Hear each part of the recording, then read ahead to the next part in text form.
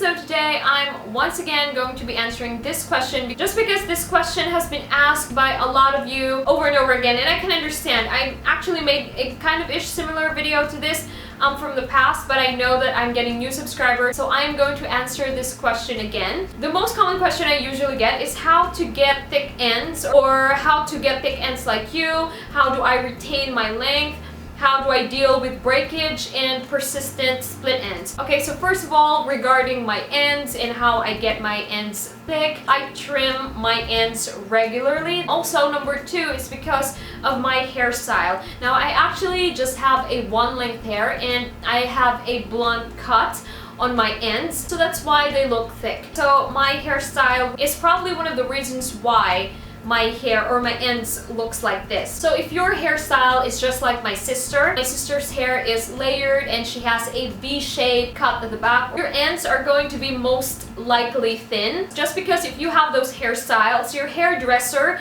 would definitely thin out your ends because your layers are going to be shown more, and it's gonna look good actually if your ends are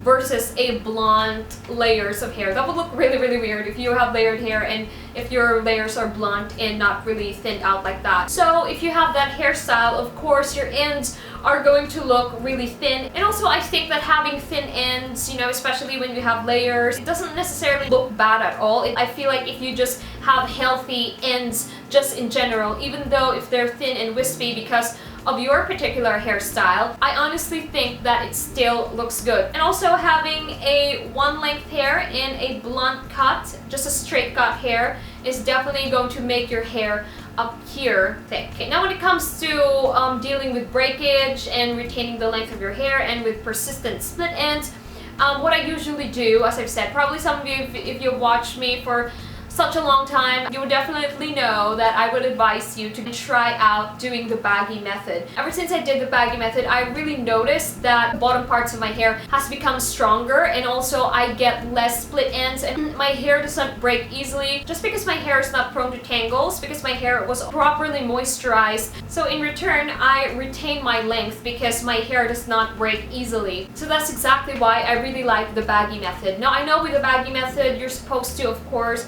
leave the oils on your hair or any moisturizer on your hair for a long period of time and then you wash it out. But for me, I find that having leave-on or leave-in oils, not just like the leave-in conditioner, but really the leave-in oils that really seeps on your hair shaft, is also very much effective. Versus me before not oiling my ends at all, just because if your ends are dry and if it's already brittle, sometimes by styling your hair, or especially if you use heat on your hair, or even just brushing your hair, sometimes it can cause breakage. My sister actually has noticed that since, you know, she has dyed her hair, and she definitely noticed that the bottom part of her hair were, you know, kind of dry and it's breaking all the time, and she noticed that every single time she buns her hair, she gets a lot of split ends just by bunning her hair versus leaving her hair down. So it's really a different case in scenarios for people. But of course, if your hair is more to the healthy side, you probably won't experience that. Sometimes even I notice that people who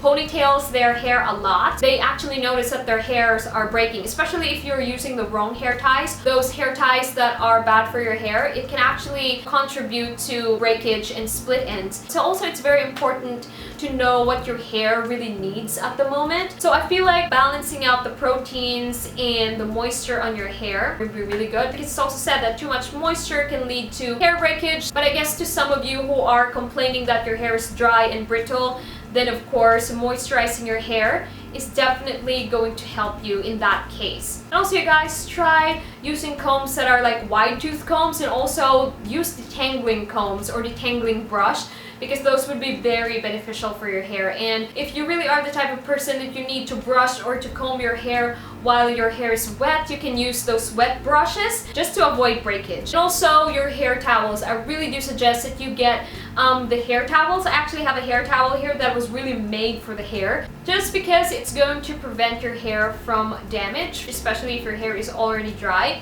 And you know, I've seen this habit from a lot of people that when they dry out their hair, what they do is like they get a towel and then they rub their hair just like this, vigorously, just like that.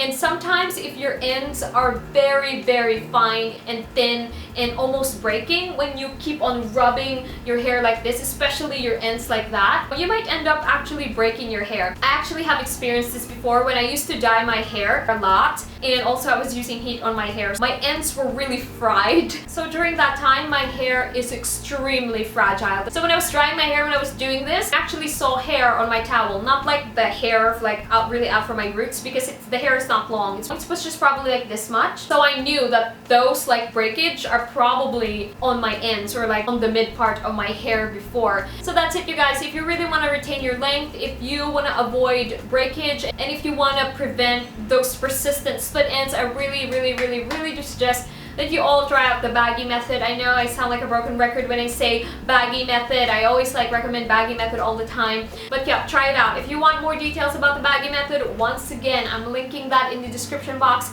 down below so you guys can check it out. That's exactly why I included the Baggy Method in the second part of our hair growth challenge, just because that is going to preserve my ends, especially since I'm not allowed to cut it until the 18th of December. So that is it. I hope you guys find this video helpful, and if you did, please give this video a thumbs up, and I will see you all on my next video. Bye!